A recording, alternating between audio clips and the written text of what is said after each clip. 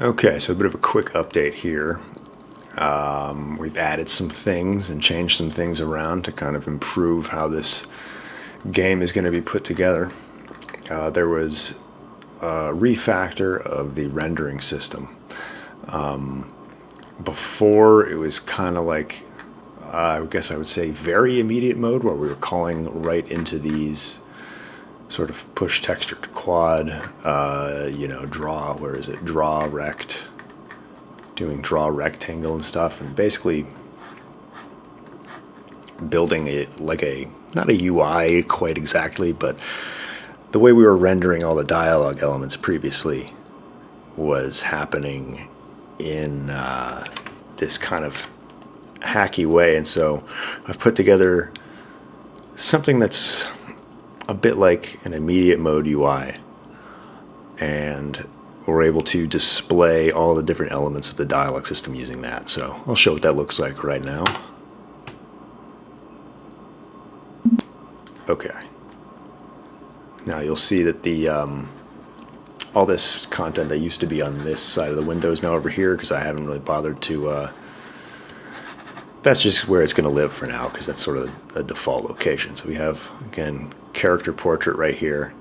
This was his dialogue, and then now we have a set of responses. So we can select his first response to his mere dialogue of hello. We say, "Can you help me? I'm locked out of my apartment." And he says, "You don't actually live here." And this is our only response, and if I hit this, it crashes because we don't it dereferences a pointer that doesn't exist, and that's fine, because that's going to be fixed eventually. Just as a demonstration, though, of how that dialogue system is going to work a little bit. Now let's say we choose this, and he responds with his name, of course. And if we say, "What is this place?" he says this, and there are no responses for this currently, because I haven't yet built out like a node tree for it, and that is something that's a little bit down the road. So yeah, as it is now, I guess if you hit enter, it segfaults, because hitting enter will trigger some kind of attempt to dereference the dialogue node. So we'll get in and start to show how a lot of that works. So first thing, I guess, to show is this dialogue node struct, which is basically holds a string for the text. And this node can be either character dialogue, like something they're saying. So that's this dialogue node speech. Or it could also be a choice, which is those dialogue responses that you saw. And so each dialogue node is text and a type, but it's also a linked list to other dialogue nodes. And I'm thinking this is kind of how you would build out the dialogue system, is basically each character in the game that you can talk to is going to have this big tree of dialogue nodes that are going to be things that they say to you and responses that you might be able to say, and then the responses that might be triggered by that. And I think this is eventually going to have to get built out. You see I have this hidden field here. This could end up being set by certain other conditions in the game. And, you may end up needing to add some info to this in order to do like other more like stateful things with how dialogue plays out. Like if you have a certain item, or if you have talked to another character about something else, maybe new dialogue nodes can show up. That logic might actually end up being handled outside of these nodes, though, because that might be more something that gets handled in like a per character data structure. I don't know. right? Because these states as to whether or not like a node is visible are going to be very specific, and they're going to exist outside of a node, I would imagine. So anyway, for now, everything just kind of operates off of these little pieces of global state. So you have current dialog, which is whatever dialog node currently needs to be displayed. And we also have whichever node that we're currently like highlighting as our response choice. And obviously this is why in certain instances, if you select a node that doesn't have like a child, or as you saw, if there are no responses and you just hit enter, it thinks or it ends up trying to dereference like a null value. This becomes null, and then it tries to it'll try and dereference one of these fields later on. And so what I've done here is actually just kind of build out kind of just a rough tree of all those dialog options you saw before, and these all kind of link back to each other. And yeah, the whole tree is sort of described here in this very rough kind of manner.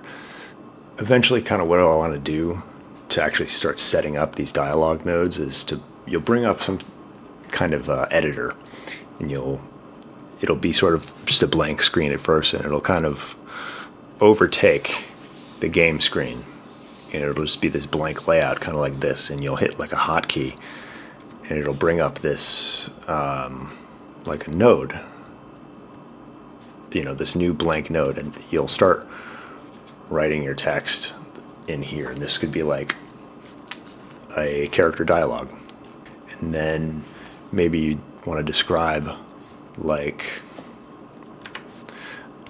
one of the responses, and so you would come in here and you'd write this out, and then probably you'd have like another option for response, and you would write that out, and then maybe there are a few different options for like what the character would say in response to you. And so why isn't it? Oh, right. So you would start like placing these nodes, and these would just kind of fire in a little more seamlessly than how I'm making it look here. And you would want like some way of like identifying, whether or not this is like a character or I don't know what S means. Whether it's a character speech or whether this is a player response, right? And this could just be like, maybe you have an idea of like what the selected, like the active node is, and then there's a hotkey for generating a new response, and there's a hotkey for generating a new character dialogue. The question is like, what would happen if you generated a character dialogue as a response to a previous character dialogue? Like, is that just chaining together different like speech boxes? Because currently we don't have this yet, but I eventually just want to have something where like if if you've got this big block of text, because sometimes in games characters will talk for a while, and you've got a bunch of text, and it's not all going to fit within the allotted space of the game where the text is going to be drawn out, and so this would just kind of automatically get how do we change color here? I can't reach it. this would kind of automatically get like partitioned into like two different sort of screens worth of dialogue. So I don't think you would really want to manually create new dialogue nodes just to kind of chain them together like that. So this idea of like the active node and creating a new child node to it, basically, like the child node type is always going to be basically the opposite of what the parent node type is, right? So if we're active on a character node, we hit the new node hotkey. Maybe it's Command N, or excuse me, Control N, because we're all on Linux. No one uses Mac OS. We hit, we hit Meta N on Emacs, and that'll just spawn a new node, and that now becomes the active node, and we can start typing and putting this dialogue in. And then suppose we were to hit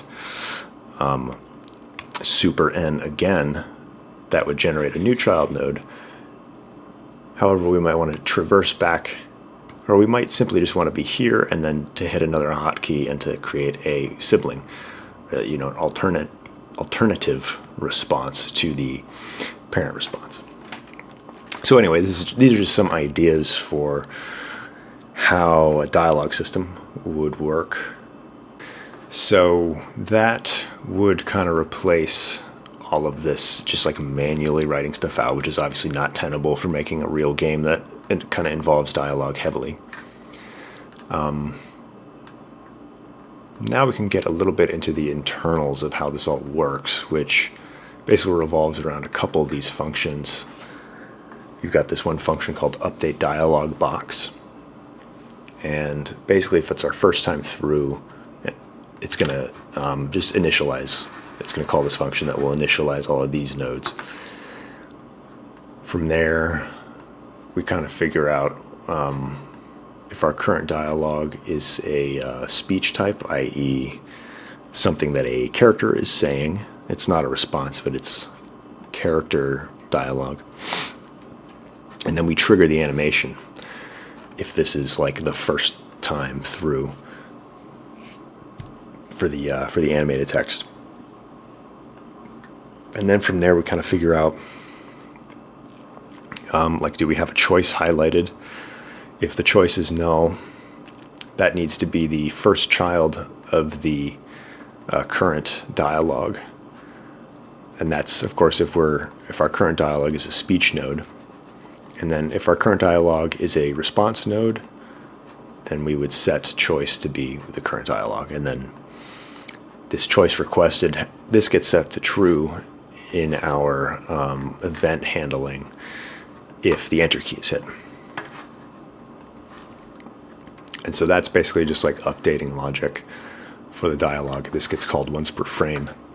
And then we get into this draw dialog box.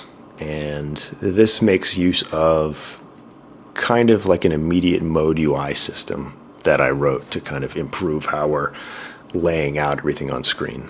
So you'll notice there's very little in terms of like providing very specific pixel coordinates, which is, I'm pretty sure the last way we were doing it involved that, because there was really no other way of positioning stuff on the screen. This is able to, what this does is actually just sort of pushes a bunch of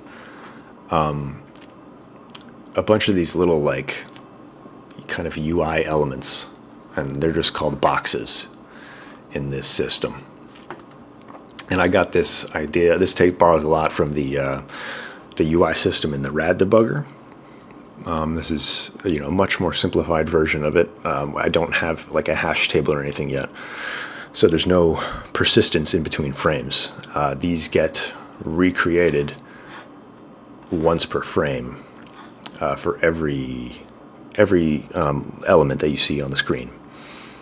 And so these comprise like a linked list of UI elements, and then each box contains information about the kind of sizing we want it to have, what its boundaries will be, and this gets set independently of our preferred size, the actual boundaries. This is kind of how we're able to do an immediate mode layout. And then, just a few other things like different color types, whether we have a texture attached and a UV. And yeah, the system of flags is very simple. Each box has a flag for whether or not we want to draw the background color, whether we want to draw a border color, whether it has text that needs to be drawn, whether it has an image that needs to be drawn. These are, and that's why we're able to just kind of keep all this information in the same struct. This is sort of known as the fat struct approach. And we just use these flags to kind of figure out what information in here is actually useful to us. So there's this whole idea of like a box sizing, which kind of takes in like some information about, whether you want the box size to be absolute in pixels. And we use that in this case for like the image box. We push a pixel size for both horizontal and vertical axes, and we just say it's going to be 128 pixels by 128 pixels. You can also have a relative size. So for instance, that gets used when we create this column box, which is what all of that stuff was like living in a column, which is just kind of this like invisible like organization. You can see here, like this is all kind of roughly organized in a column from top to bottom, where this image is first and then this text. There's a spacer, more text, another spacer, and then each of these is its own box, all existing in a column, which is sort of like a parent box for all of these elements. And that column gets set to a relative width of whatever its parent width is. So in this case, we're saying 33% of the parent width, which is in this case is just like the game window. And then a lot of the properties for a box are all managed via stacks, which I've kind of come to realize are kind of the best way of doing things if you're doing an immediate mode UI. I kind of tried to resist this approach before. I've written like one other IM GUI that's like kind of in this rad debugger style, but I tried to resist the idea of doing like stacks for everything, which you can see in that code base. That is like how it's done. Mainly because I didn't really want to manage like all of that state and all of the pushing and popping, and he's got a lot of macros for dealing with it, but that does end up making the code that you actually use to build the UI ends up becoming a lot simpler in that case. And it makes a lot of sense when you think about how the UI is going to be organized. So you're probably going to want to push one text color and then just leave that in place for, anything that might have text down the line is going to get that text color, unless perhaps we need a special text color. And, we do in this case, we actually push yellow as the text color just if we're on the highlighted choice. Otherwise, we just go ahead and push our standard foreground color as the text color. And this works as well for pushing like sizing information. So you could push, that we want the size to be 128 pixels, and that could apply to every UI element that we create after this gets called. In this case, we only want that to apply to the image box, so we pop that size. We pop that size from the stack, both on the vertical and horizontal stack, before we move on. And in this case, when we create a text box, that is actually sort of like a wrapper for this kind of like builder code here, where we pushed a text size as our desired size. And what that does is sizes the box based on the width of the text and what the current font size is. And that size only applies in this case for like this brief period of time where we're actually just when we push this one box that has the text in it. All right, and then we have like these spacers, which are pretty self-explanatory. It's just like a thing that takes up space, and in this case we specify it in pixels, and we say that it is taking up space along the vertical axis. And this is pretty helpful for laying things out. I kind of wanted to figure out how to make like some kind of spacer that just grows, where it will take up as much space as is left in its like containing box. And so in order to do that, you need to know the size of everything else in, like a spacer would need to know the size of all of its siblings, including potentially other spacers, which is, I'll have to figure out how to do that. But yeah, so for the time being, this is definitely a lot nicer, and this feels like a much more flexible way to kind of build out how this is going to end up looking. And the nice part about doing this too is all of this, this whole like API for doing the UI, like this can also just be translated to how we're going to build that dialog editing system, because that's just boxes and text, and then like lines connecting the boxes basically, to have some sort of visual indication of how the tree is sort of laid out.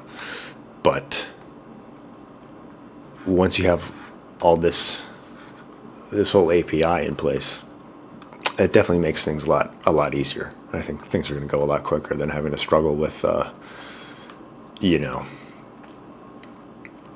doing things in a more like a manual way. I could get a bit into the layout, but it's not that interesting. It basically just sizes everything based on like what its preferred size was sort of declared as, and then you have this thing called children's sum, which goes, a box would have something like the column box would have, a number of children, and it might be, those children have children, and so you have to recursively kind of figure out how big all the children are, and then add all that up, and that would give you the size of this parent box, or any box that has this as its preferred size. I just want to open this back up one more time and just kind of look at it. Just got all this working today after dealing with a couple weird bugs, but very satisfying to see this sort of start to resemble a real kind of retro RPG. I got to fix this. The fact that it's putting the period on a separate line, the line splitting. I have this string split multi-line. That's not it. Come on. String split multi-line. And that's supposed to split like a single string into multiple lines. And we actually base it on punctuation or spaces to make sure that it's splitting evenly, like on a word boundary, which, if we just go back here, you can see that this dialog, this is actually submitted to that function as a single string, and that gets split into actually 3 separate strings where we break. Ordinarily, actually, this L in locked would have been the last character on this line, but when it sees the line ends on a character, it rewinds until it finds either a space or punctuation. Those are the only things you're allowed to end a line on. And based on what I'm seeing here, it actually just kind of looks like, because you notice the space comes here and then the period comes here. So it kind of looks like we need to, when we rewind, we need to actually put that space or that character at the end of the line and not the beginning of the next one. I'm not going to implement that right now because I'm tired of talking. Talking kind of physically hurts my throat sometimes because of, it's just, it's a lot of vibration. I don't know.